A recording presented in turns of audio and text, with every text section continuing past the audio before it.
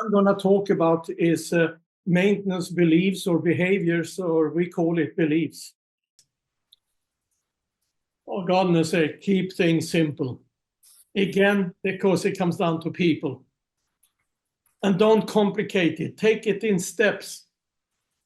For example, if you're going to design your work management system, start with a very simple model of the boxes, how a work goes through a work management process.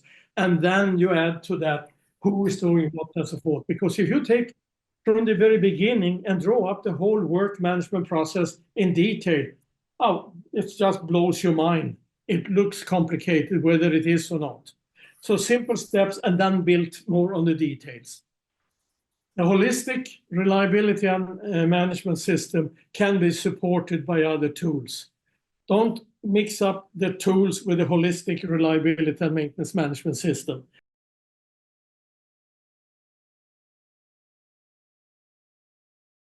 Okay, and then we have the tools. So you have that the circle with all the colors there. That is the holistic reliability and maintenance management system.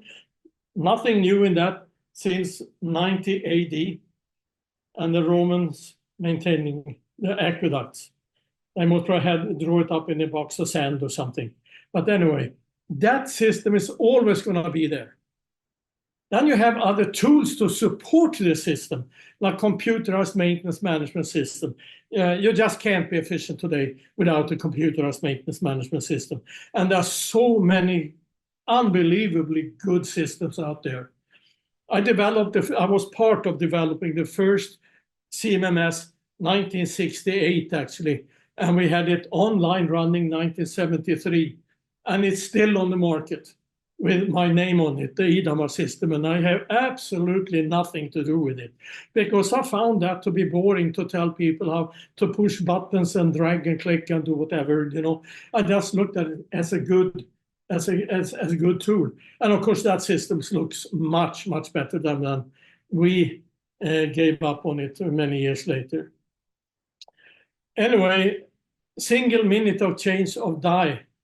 That's another process where you use a certain method, basically saying, what can we do before we do the job, during the job, and after? And you look at every little detail and see how you can coordinate that in the best way. 5S, Six Sigma, dashboards, all of these are very good tools, and you shall use them. But when you introduce them to your organization, it's very important that you explain that we are not going to change the holistic reliability and maintenance management system.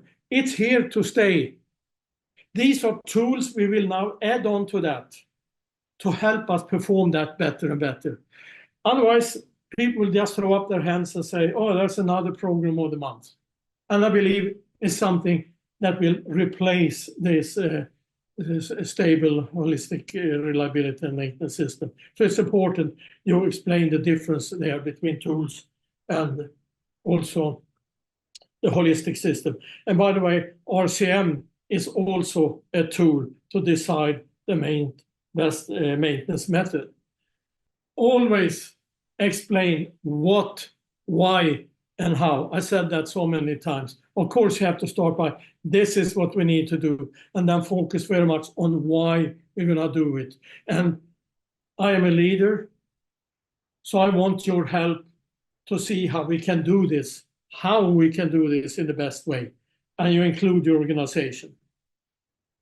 You have to sell those ideas. You need to get followers. And the last part, execution is key to success. All of you, including me, you wouldn't believe how many good maintenance improvement plans I've seen. How many absolute fantastic PowerPoint presentations.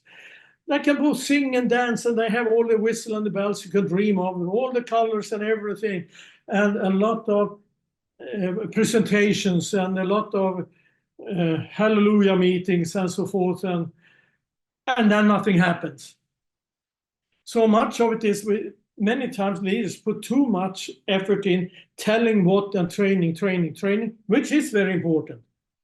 But you need to get out there and lead this with the frontline organization. You need to be the coach of planners, of supervisors, of operators, of mechanics, electricians, all of these people, because that's where the improvement is going to happen.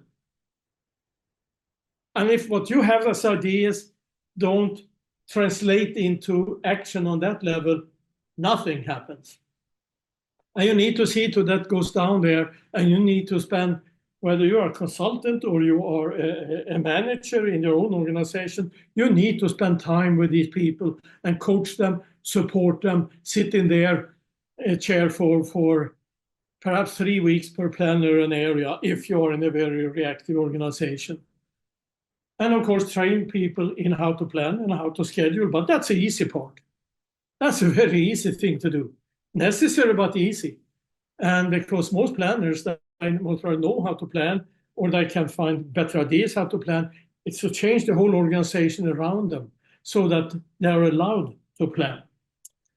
Okay, that's what I have to tell you today. I have a lot of other things to tell you, but we have to stop somewhere.